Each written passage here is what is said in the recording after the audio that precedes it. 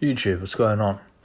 It's the COD Addict here, and I'm just going to make this quick video on what the best settings on Modern Warfare 3 to run if you're a brand new player and you're looking to get a bit better and you're struggling a bit. So yeah, there's a lot of settings that you actually need to change before you want to start playing this game properly.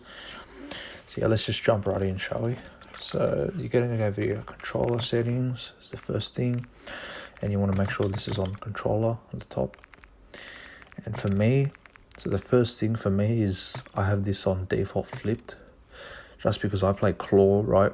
And what that means is I shoot with the bumpers, not the triggers.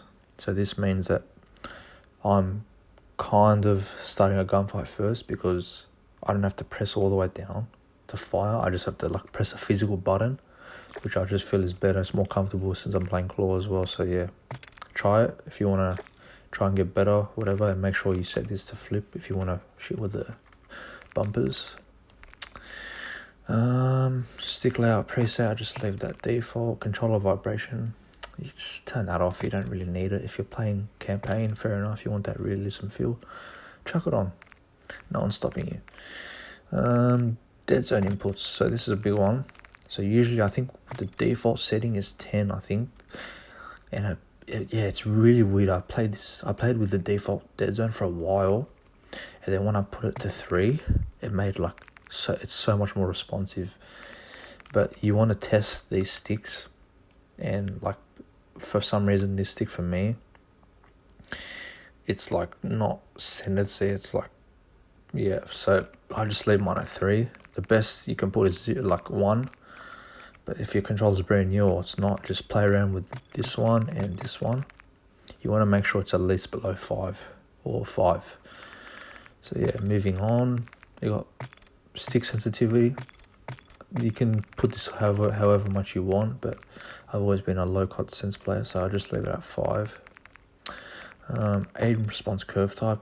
You can touch this if you want, but I just leave it on standard. I don't see a point of changing it. Aim assist obviously on. Gameplay. Okay, now this is a big one. So you want your tactical sprint to be single tap, because there's 2 things. Number 1 is if you have this to double tap, it's going to wear the hell out of your L3 button. It's going to wear it out to the point where you can't sprint anymore. And number 2, it's going to hurt your thumb like crazy, because if you're playing domination or whatever, you're clicking that thing 2 times, whatever, how long the match is, it's just going to kill your thumb. So just save your thumb and save your controller by just putting this to single tap. What else do we have? I think we don't move on to graphics. So on-demand texture streaming, put this off. But if you're playing campaign and you want that extra resolution textures, just chuck it on. But if you're playing multiplayer online and you don't want to risk getting packet bursts and stuff, I'd advise you turn this off. Same with weapon and world motion blur. You can have this on if you want, in campaign, that's alright. But if you're on multiplayer, I don't see a point of putting this on. If you want to record a clip or something and make it look cool, yeah, you can probably turn it on. But it's gonna make your life way harder, because it's gonna, especially world motion blur, you're not gonna be able to see anything. So yeah, I strongly recommend you turn both these off in just multiplayer. Film grain, I usually set this to 0, because if you put this to the top, it's gonna look like your TV is losing signal, those old analog TVs where it says no signal and it's just the static. So yeah, make sure this is off. Depth of field, you can have that on if you want, but it kind of blurs your vision when you aim in, so I usually just keep that off. Eco mode, you want to keep this off to make your console or PC perform the best it can. 120Hz refresh rate, I have it on because I have a 120Hz monitor. If you don't have a 120Hz monitor, this will not be available for you. So yeah, you want to make sure that's on. What else? Field of view 120. You want to make sure this is 120 obviously, and weapon field of view, put that to wide. But for some reason in dome, when you're on task force 1 for one side, your gun will stretch out like crazy. So if you like it, leave it. But if that happens to you, put it back to default. And another big one, first person camera movement. So by default it's at 100. you want to set this to 50% because your camera's going to get less shaky with explosives or shooting, getting shot at. It makes the game so much better when you put this to 50%. So make sure you put that on 50%. Audio. Now with audio, there's a lot of audio options you can do. You can play around with all the audio options, but for me, I just have it on headphones, and here's my settings here. If you want to hear footsteps louder, I'd advise you put the effects down just so you can hear like the other volume better, not just explosion, gunfire, etc. What else do we have? Subtitles, I'll leave that off. Interface. Minimap square.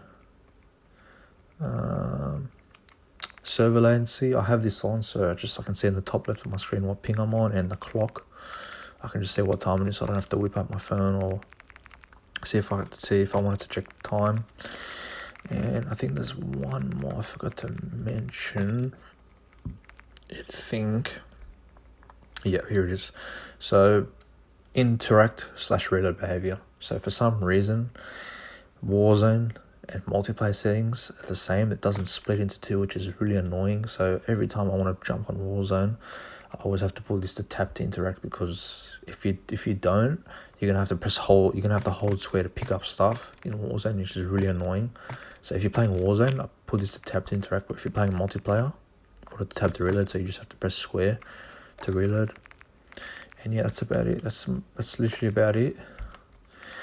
I hope this helps. Just want to make this quick video on any new COD players or players I want to try and improve. And yeah, hope this helps everyone. Leave a like, comment, and subscribe. There's more videos that I'm going to pump out very soon, so stay tuned for that. And yeah.